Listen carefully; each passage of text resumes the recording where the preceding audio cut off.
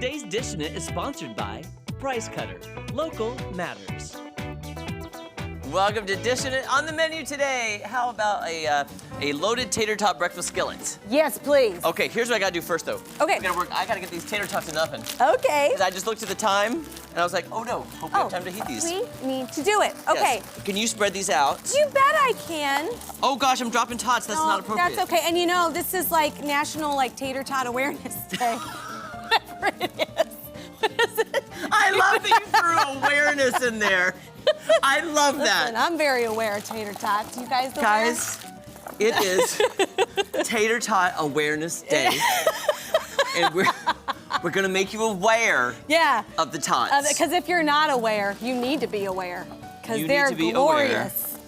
So I feel awesome. bad leaving some in the bag, but... That's all right, let it be. Is that okay? Mm-hmm, sure it is. Okay, well, we're gonna pop those in. Can you twist tie that and put that away? You bet I can. I don't even know where to put that. Okay, I got it, I got it. Just find a place for it. Okie dokie. Putting it in the preheated 425-degree oven. Okay. Super easy. There we go, okay. Ready. Woo! We got half the dish done. What's next? I'm glad you asked. I would also like to bring awareness to breakfast foods. Let's bring awareness to the people how important breakfast is, unless you're intermittent fasting, and then never mind. Right, never mind. A lot of people are doing that though. Okay, I think I'm gonna start scrambling some eggs, which won't take long. Okay. And what we need to do now is we need to cut some of the veggies, okay? Okay, got it. Because here's the only thing that's cooked in this dish, which I like. The tots and the eggs. Everything else are just accoutrements. Right, ooh, fancy dancy for this early in the morning. I have not had enough coffee for that word yet. Okay. Right, what do you want me to chop first? Here's some scallions. Okay. And here are some cherry tomatoes. Yummy. And I want you to decide, by the way, guys, oh, you're looking at the recipe right there. You're looking at the recipe. Soup dupe easy. We will post the recipe with the segment online. I also did something ahead of time though myself. Yes. I have a real problem with jalapenos. Okay. Okay, so I chopped these jalapenos already because I tend to have a reaction like a coughing fit. Oh, yeah. When I cut jalapenos because y'all of the are seeds. disappointed, aren't you? That he pre-chopped them. They're like, shoot, we could have seen Jeremy have a coughing fit. You would have seen me have like a meltdown on the show because of just good. my nose runs, my eyes water, and I start coughing. Right. So I pre-cut the jalapenos. So there you go. I'm gonna set them back here. Okay, and I think that's great because here's the thing. I love the flavor of jalapenos, but I'm a big wimp when it comes to the heat. So putting them in slices will give it kind of that flavor, but you can peel them off and still get the flavor, but not the heat. So I don't think that's a bad idea. Also, guys, when we sent this recipe to our awesome friends at Price Cutter, I told Jake, I said, hey, can you just ask them to give us, I don't know if you've used this before, but I'm a fan, the pre-cooked bacon. Yes, I did for the first time this year. It feels weird at first. You're like, pre-cooked bacon, what is this? I love it. But it's so great. It saves you such a mess. It saves you on time. It's fantastic. Give it a try. I love it. And you know what I'm gonna do? I usually heat this up in the microwave, but I thought let's heat up on the skillet because I want that bacon grease for the eggs. I like the flavor. Yes, absolutely. So that's heating up. It's really a quick way of getting that bacon flavor in a pinch. And we'll be able to see, do you get very much bacon grease? And if you don't, well then, next time, use the real deal. But we're gonna try it out right here. And who doesn't love bacon? Oh. Except maybe vegetarians don't, but that's okay. And that's okay. That's all right. Pop these in here.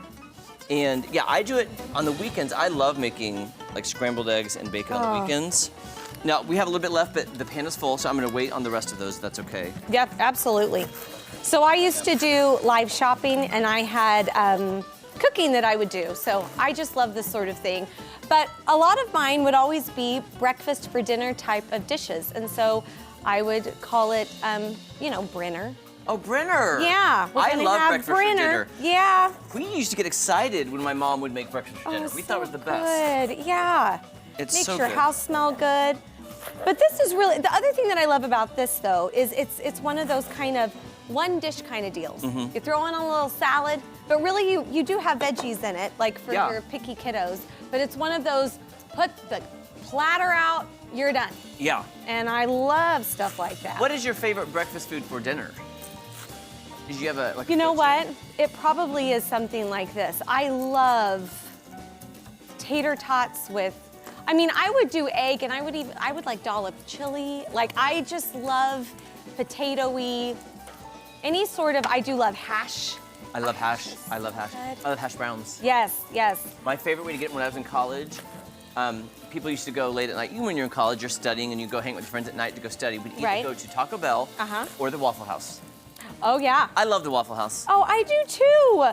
One of my kids, I took them last week and they were just like, we want to go somewhere special. And I'm like, where you want to go? Waffle House. So that's where we went. We sat at the bar. It's a whole experience. It is. Watching them do that. And it's remarkable. Anybody out there that cooks on a line, it's an amazing thing to watch. It's fun to watch. And also, I used to get the hash browns with cheese and onion on top, but they have a special lingo at the Waffle House, like scattered, covered, chunked, I don't remember all what it means. And you can also get chili on it, I think. Right. But here's what we know. Any viewers out there, I haven't been to the Waffle House in a long time. I'm sorry.